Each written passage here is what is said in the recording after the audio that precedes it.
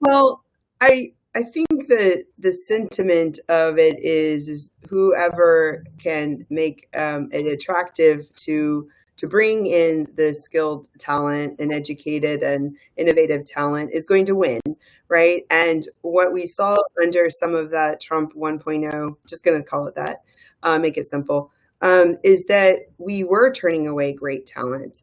And so where were they going? They were going maybe to Canada or Europe, or I don't know where they were going, but they weren't, some of them were not wanting to feel, they weren't feeling so comfortable to come to the US. And so what does that mean? Well, then those countries were going to get, and those companies were taking advantage of that opportunity. And then that can lead to, more innovation, more profits, more strength. And so, right. I mean, that is the problem with brain drains, when like there's political issues or there's just not a lot of options for those to move up.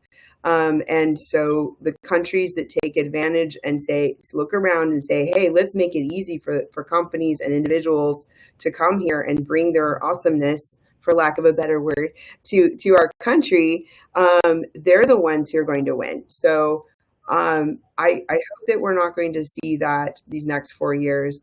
The what I will say is, if we do unfortunately see that, then I will believe that we do have the pendulum swinging back and forth, and so it could just hopefully be a temporary loss, and then we rebuild with new leadership and new insights. But ultimately, I think that there's so many different aspects of immigration to this conversation, from a person who has no status to a person who's had some type of a quasi status to someone who's coming from another country with education to a legal permanent resident to a naturalized citizen.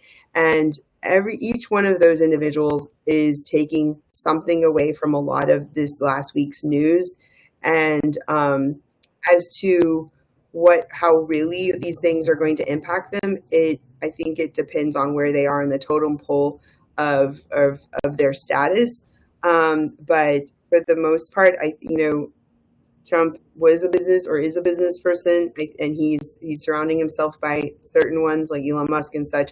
I think that there will still be some reason in knowing that we need to not harm this process. There could be maybe some more potential restrictions, but I think for the most part, it's not going to be too greatly impacted. Unlike some of the other areas, like if you are not, you don't have a status, or you're trying to come in from the border.